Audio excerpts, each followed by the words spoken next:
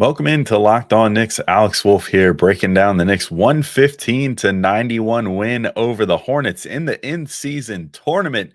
The Knicks get to keep dancing or something. I don't know. We got to think of some terms for these things, but they're advancing in the tournament. Julius Randle was dominant. Mitchell Robinson held the paint down. Pretty much everybody played well when you win by that much.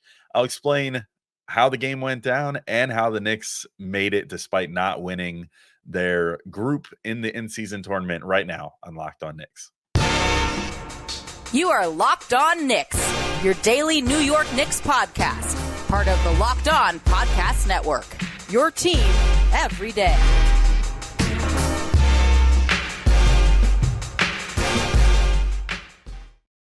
All right, welcome in to Locked On Knicks, and I want to thank you guys for making Locked On Knicks your first listen today and every day, whether you're checking us out on your favorite podcast platform or taking in the sights and sounds on YouTube. We appreciate you making us a part of your daily routine. And if you haven't already, make sure you hit that notification bell on YouTube or the auto download function on your favorite podcast app so you never miss an episode. I'm Alex Wolf. I'm editor-in-chief of Knicks site The Strickland, which you can find at thestrick.land. And the Knicks are dancing or going to the in-season tournament knockout stages or whatever. They're going to the quarterfinals. They will be playing Milwaukee next week, we now know, and they're one of four teams in the East with the distinct honor of representing the East in the in-season tournament as it reaches the knockout stage here. So what does that all mean? Well, first off, the Knicks won 115-91 versus the Hornets in this game. And it was, I guess, a little confusing. Like, I can remember when Gavin and I were just recording yesterday, even, or 2 days ago, whenever that was, Gavin was still even like not totally sure if that was, if the Knicks were alive or not. And it was, a little unclear. But when they beat the Heat in that huge comeback, that put them in the driver's seat to potentially make the wild card bid or potentially win their group. Had the Heat beaten the Bucks tonight, I believe the Knicks would have won their group. But the Bucks wound up beating the Heat, which fully eliminated the Heat, which I don't think they had much of a shot anyway, but they would have probably liked the regular season win, which meant that the Knicks, by virtue of having a great point differential, advance in this thing. So basically, you probably, if you watch any games, the Knicks game, the Warriors game I was watching right before I recorded this, pretty much any game that was airing tonight, everybody was talking about, you got to score more points. You got to score tons of points because of the point differential.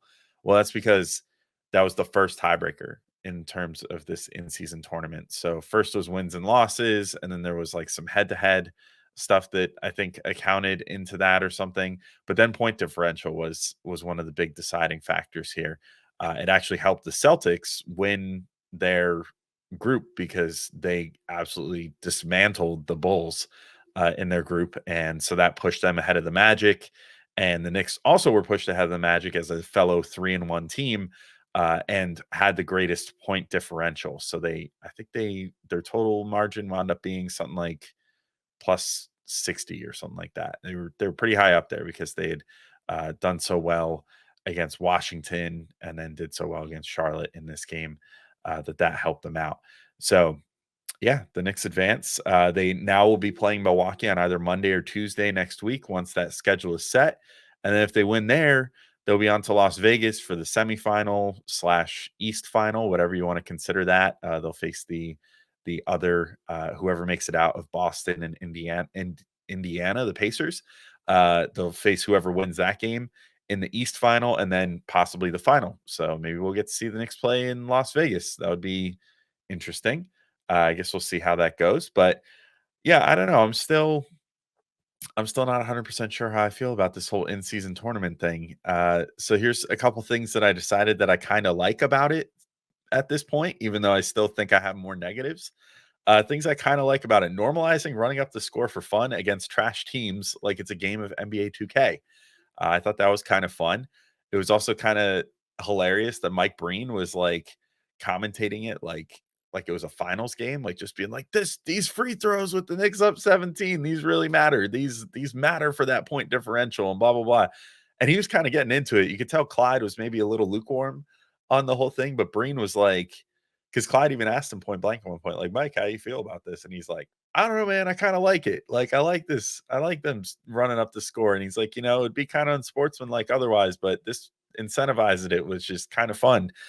And I was like, I don't know. I just found that to be kind of funny because Mike Breen, I won't say that he's super straight laced or anything. Like he's pretty adaptable with the times, but he is, of a different generation and, a huge fan of those early 70s Knicks teams and everything else. And it was just kind of interesting to hear him it'd be like, yeah, run that score up. Yeah, yeah, yeah. Beat up on them.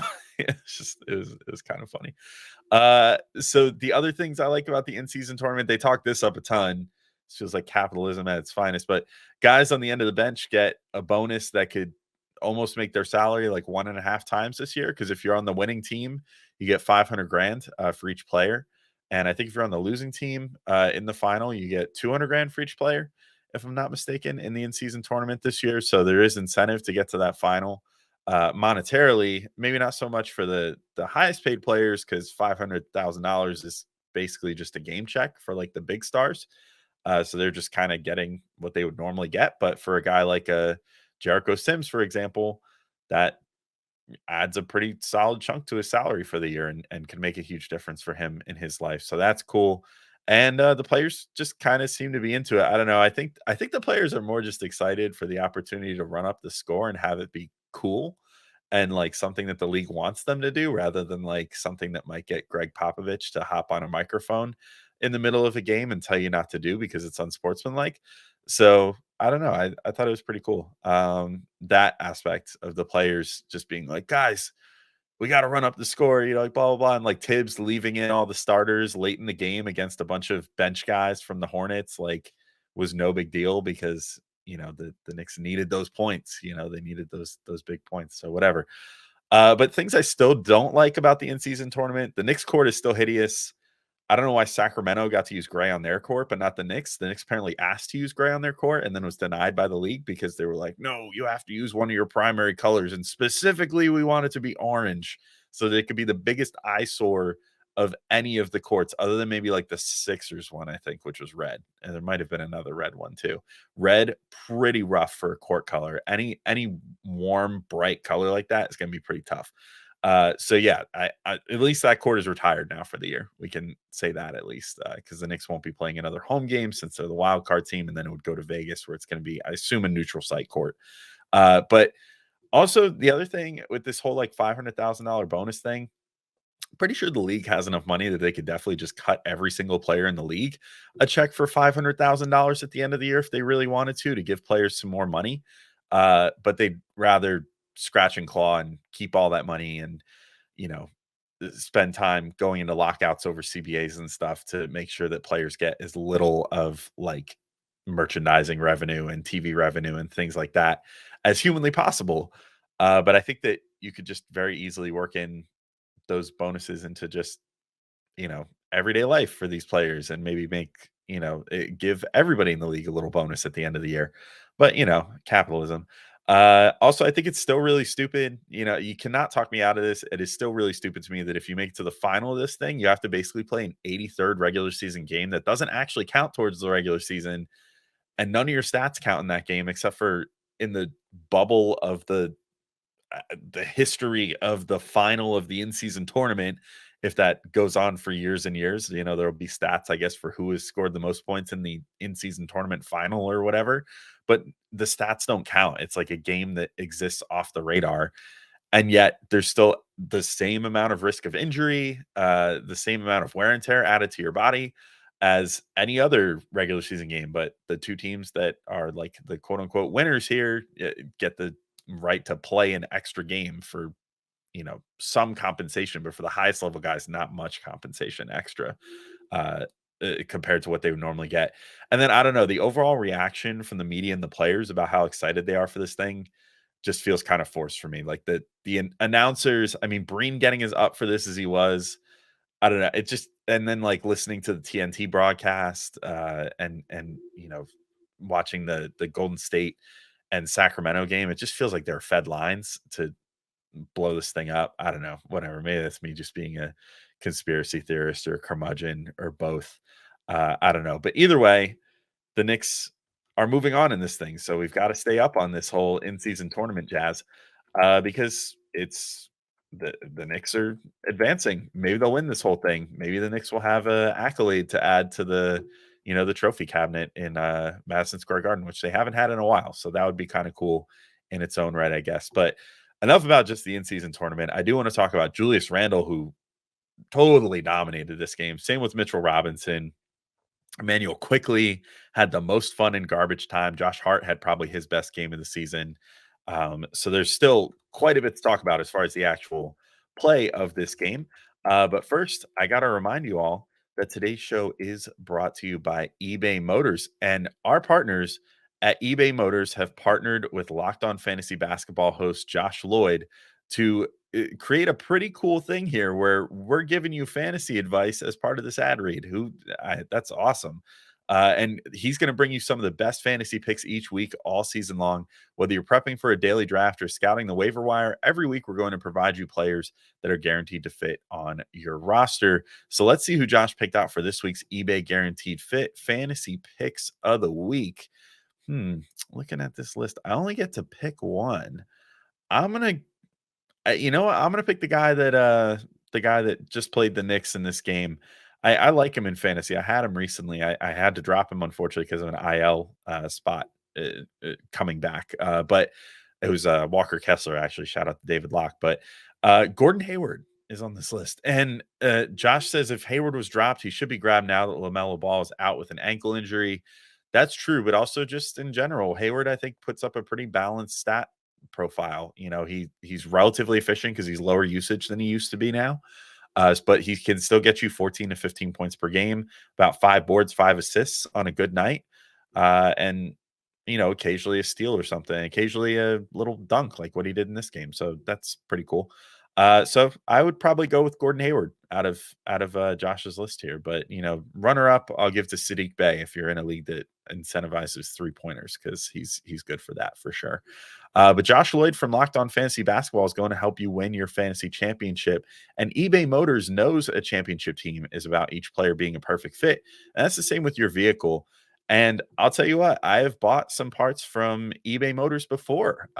Something so simple as I have a Toyota Prius that I got last year because I got a long commute for work. And so it's been very helpful for me in saving some money on gas.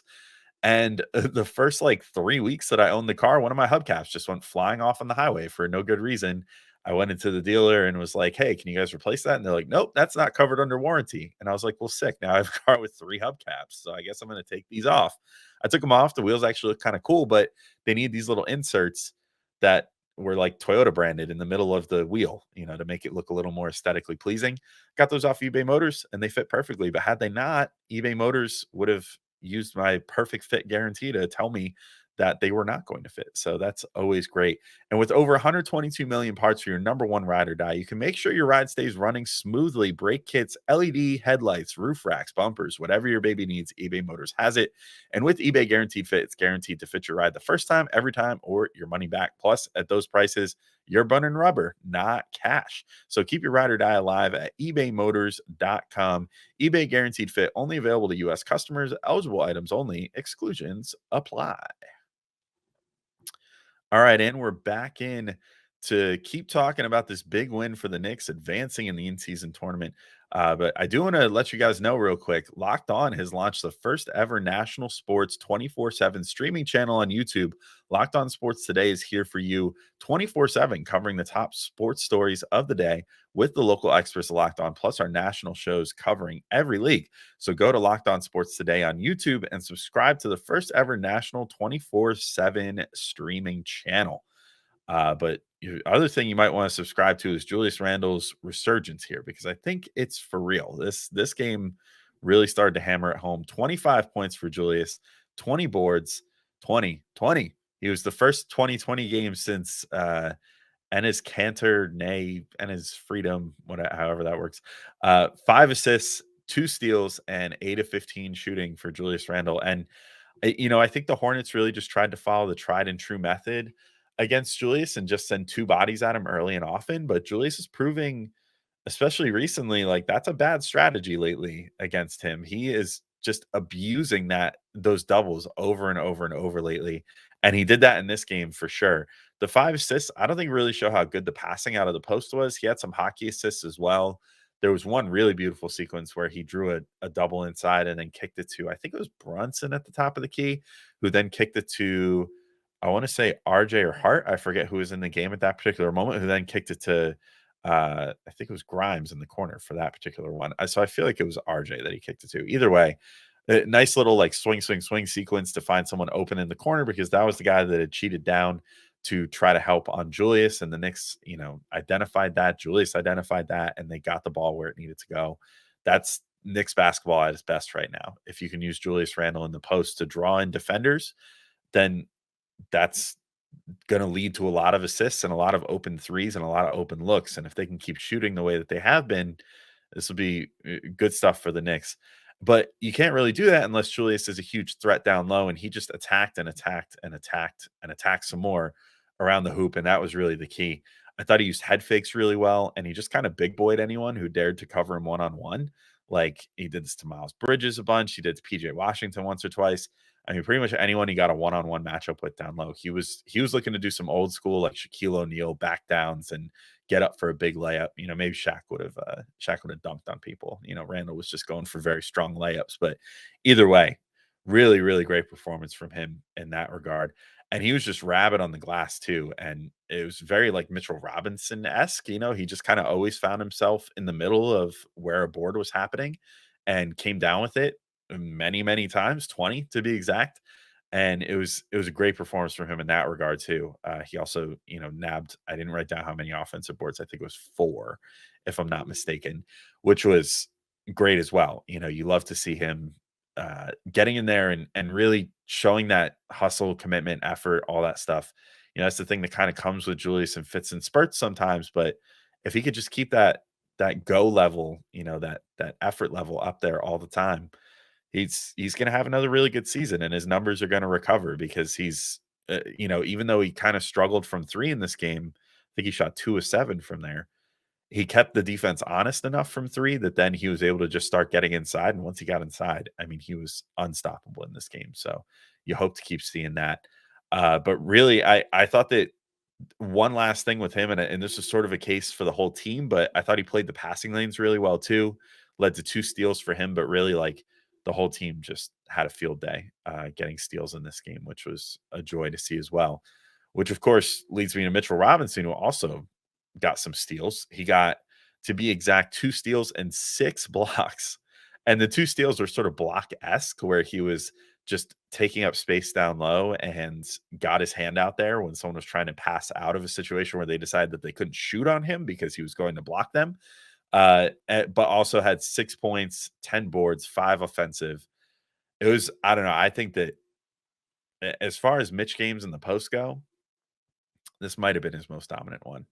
Not necessarily on offense, I guess, because sometimes he'll have those offensive rebound games where he just gets tons of tip-ins and, putbacks and stuff like that. But as far as just controlling the action in the paint, I mean, he literally cut out an entire segment of the game for the Hornets in this one. He pretty much established early they weren't allowed in the paint as long as he's in the game. He gave them periodic reminders of that too. He had 8 stocks total again, just in case you didn't hear me a second ago, which is insane. And honestly, if the Hornets hadn't just been completely scared away from the very prospect of trying to go inside on Mitch as early as they were, I think that he could have top 10 stocks in this game. Like maybe would have had 7 blocks, 3 steals, something like that, or perhaps even more. But at a certain point, they just kind of stopped testing him. And then every once in a while, they would test him again, and he would block it or steal it or whatever. But I don't think it's a coincidence then that the only time the Hornets managed to have like any semblance of offense in this game was when they got a little hot from 3. They managed to, actually break the defense down a tiny bit and kick it out. And like Brandon Miller got a little hot in the 3rd quarter. And I think Miles Bridges might have hit one or something. And a couple other guys were hitting some threes in the 3rd quarter, which brought the Hornets within just, I think it was 2 or 1 point at one point. It got close for comfort. The Knicks ultimately pulled away and obviously won by a huge margin in the end. But that was the only time that they were able to kind of get anything going was when they started hitting from three. And they shot like 42, 43% overall from three in this game, but they couldn't do anything inside. And also, I think this is I'll give Mitch most of the credit for this, just as the guy that has to dictate this. But the Knicks in general, I think, just did a really good job too of playing a super clean game on defense. Because really, when you looked at the box score, like the Knicks made a few more shots than the Hornets did overall on the box score. And, they made more threes, which is helpful, shot a better percentage from three. But really, the big thing was the free throw discrepancy. Like, the Hornets only shot 7 free throws for the entire game, and the Knicks shot 20.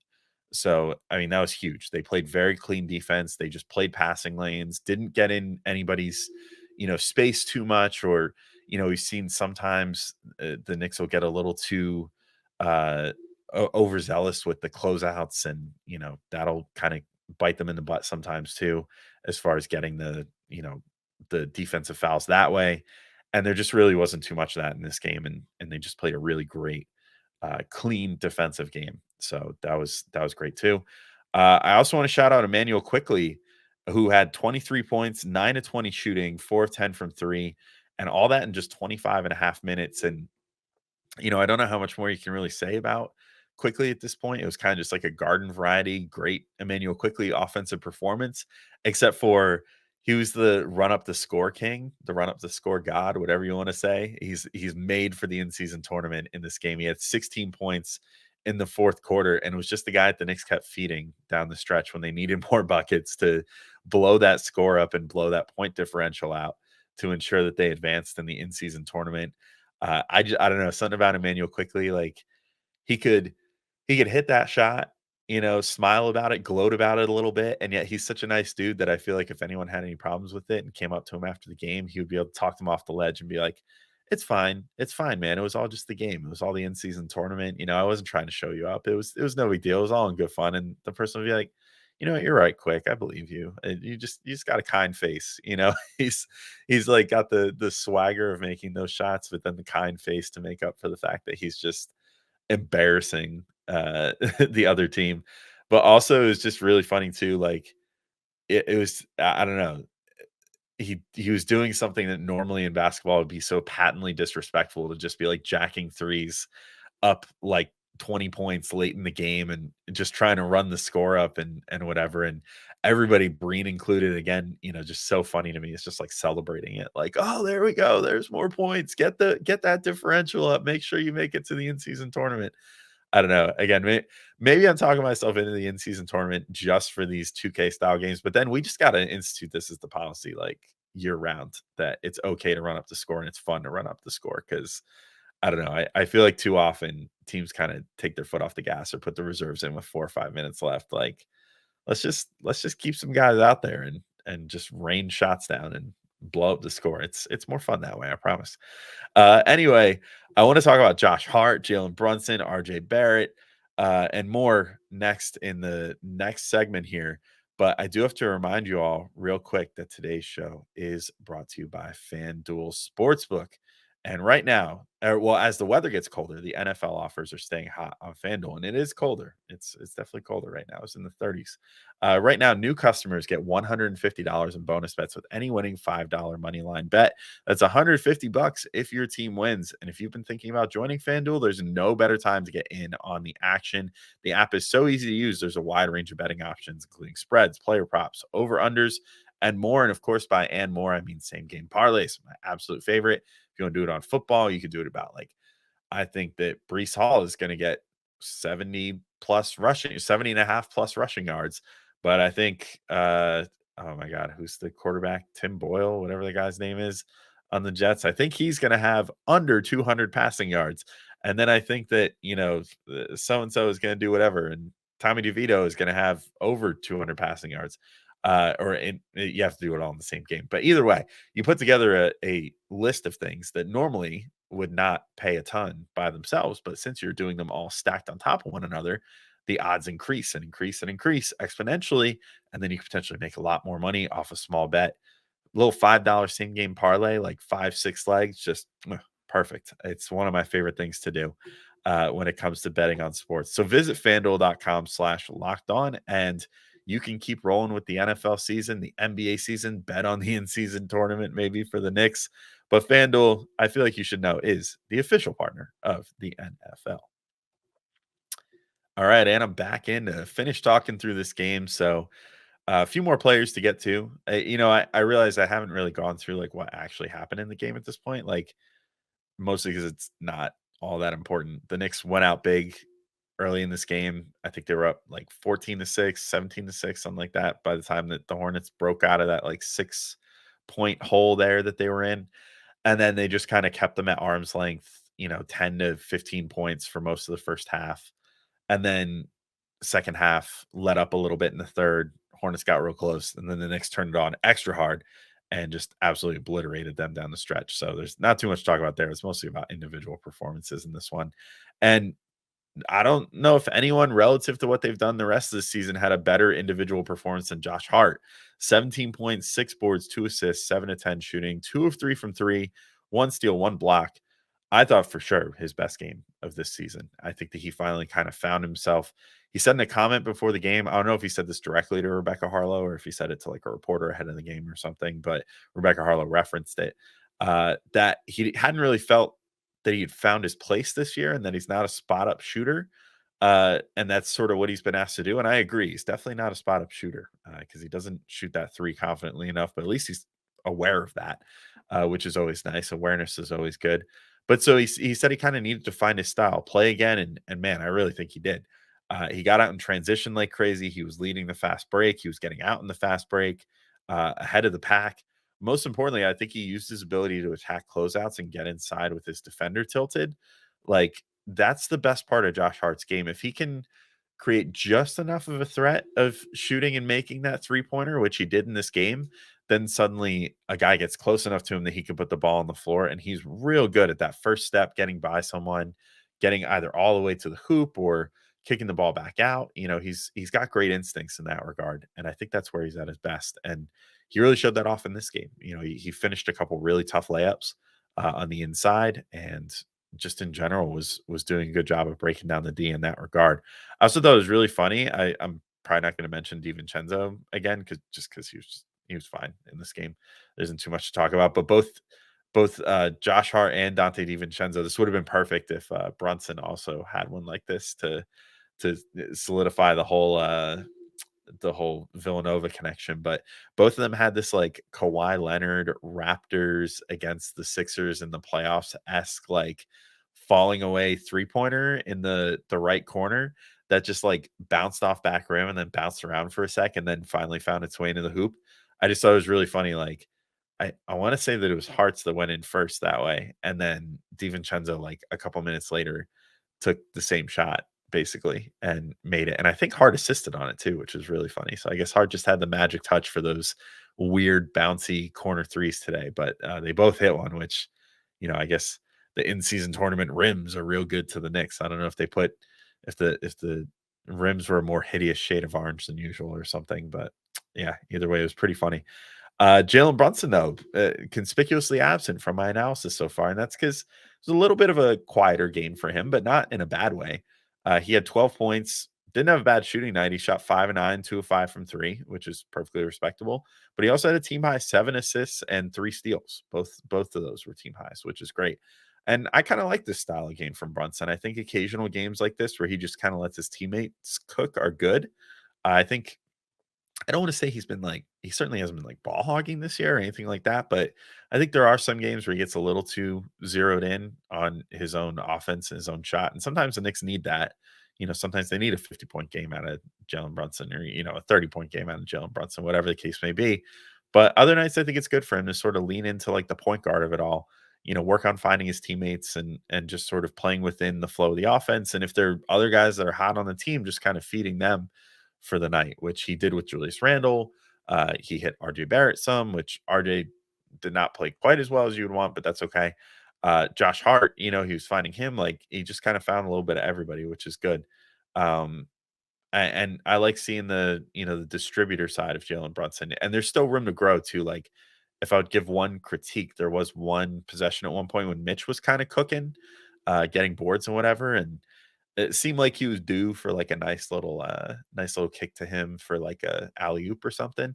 And Brunson got a perfect opportunity in transition and missed it, and then kicked it out to Julius Randle. And Mitch was still somewhat open underneath, but it got there just a split second too late at that point, and Mitch wasn't able to get an alley oop dunk anymore, and had to kind of catch it, come down with it, and brought the ball low, got it stripped, and the Knicks didn't get anything out of that possession. But that was one of those where I was like, if Brunson were keeping his eyes open to that possibility there, that could have been a nice lob for Mitch. So little, things to improve on for Brunson there. But I still, one other thing that was impressive was he still just like turned it on and got buckets when the Knicks needed it. In particular, there was one point where the Knicks were only up by 2 in the third quarter when the Hornets had kind of made their little comeback, and he just like called for an ISO on Gordon Hayward when the Hornets, were on their run like that, and the Knicks really needed a bucket, and just cooked him. Got a nice little mid range jumper, hit that good, and then I think it was like 2 possessions later, nobody had scored since then, and then he just comes down again, gets inside, gets an and one, puts the Knicks up by 6. He did wind up missing that free throw, which, you don't love. But either way, just kind of single-handedly was like, nope, okay, we need a few points. I could do that. I could be the guy that gets those points for you. So that was great of him as well. So I thought it was a really good game for Brunson. Don't let the low point total lie to you if you're just kind of catching up on the game later. It's he played well. I don't think there was anything objectionable about how he played. RJ Barrett, same deal. If you're just looking at the box score, maybe you'd be like, ugh, 3 of 13 shooting, not great. But then you look at that free throw category, because he had 9 of 9 from the free throw line and ended up with 16 points in this game. And I think this is just another one of those games that kind of proves like RJ's unlocked something with his free throw drawing ability now that just kind of lets him be effective no matter what. So if he's not hitting shots, he can at least get inside and give you points that way. Slow the game down, stop the clock, hit a couple free throws, because now he's shooting free throws so well. I mean, his free throw percentage after this game, hitting 9 of 9, probably is over 85% for the season now. I'd be willing to bet that brought it up by like 2.5 points, given where we're at in the season. So I mean, that's great. If he can keep getting to the line efficiently, then that's going to mitigate inefficient nights in a way that never used to happen in his career. Because it used to kind of be like, ugh, like if you're not scoring, you're only like shooting like 70% from the free throw line, and that means that we're not getting as much out of you. And he also wasn't getting to the line as much at any other point in his career too. So yeah, I thought that it was a good game for RJ. One last thing I want to point out, and maybe this might be polarized with some people. It shouldn't be though, but screw it, I'm going to say it anyway. Knicks fans once again proof that they know ball and booed Miles Bridges every time he touched the ball. Bridges, I will give his stat line just for the interest of being able to say the other stuff that I want to say, but he shot 5 of 12. Also was almost a team low in plus minus with a minus 22. You'll love to see it. He routinely got bullied in the post by noted family man and seemingly great dad Julius Randle, which brought me joy. And I felt like maybe there was some motivation there. I only bring all this up because, of course, Bridges probably shouldn't be playing this year. And yet the NBA's domestic violence policy remains disgustingly, hilariously terrible. And they did not punish Bridges nearly to the extent that he should have been. He remained unsigned all of last year while being investigated for beating the mother of his children in front of the children. And then now, immediately prior to the season, had an incident where he, during a custody swap, decided to pelt the mother of his children's car with pool balls, with the children in the car, and break windows of the car and everything else, just for a good laugh, I guess. But yet, despite the fact that he was not signed all last season because of the outstanding allegations and everything, the NBA decided, oh, well, that's punishment enough, and took 20 games off of his 30-game suspension, allegedly, that they levied at him because he didn't get signed because he was, being arraigned for domestic abuse. And then he now just gets to play in the NBA and make millions of dollars, while the NBA makes big deals out of stupid things like LaMelo Ball's tattoos and if they're promoting his clothing brand and stuff like that. So yeah, it was good seeing him struggle a little bit. Every time he turned the ball over, it gave me a little bit of joy. Every time the MSG faithful booed him, it gave me some joy. I hope on his way back to his hotel that he steps on a rusty nail or gets bitten by a rat or maybe non-fatally gets hit by a taxi or something. That would bring me some joy too. I don't like Miles Bridges. I don't think he should be in the NBA anymore. And I think it's a joke that the NBA did not do more to punish him for, I mean, quite frankly, just booting him from the league for beating his significant other, which is messed up. Anyway, on that happy note, but a note that I felt like I had to touch on because I haven't talked about it yet this year, and it's something that has made the Hornets just inherently unlikable to me for the entire year. And I hope that they get beat down like this in every single game for the rest of the year because they deserve it. I think we can end this episode of Locked On Knicks. So thank you all for listening.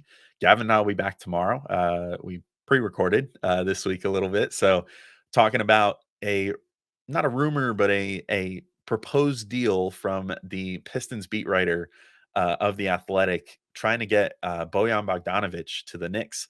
And then sort of talk through the merits of like, is that a good idea as far as a trade target for the Knicks?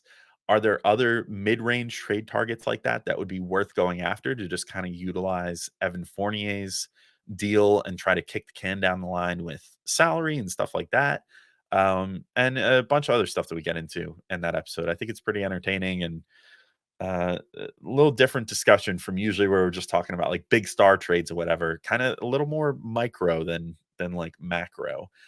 Things the Knicks could do just to kind of make things better this year and potentially try to take advantage of this really good core that they have right now by making the team a little bit better in the short term, with eyes still obviously on a big trade in the long term. But you can check that out tomorrow as well. But anyway, thank you all for listening today, and we'll talk to y'all soon. Peace out, everybody.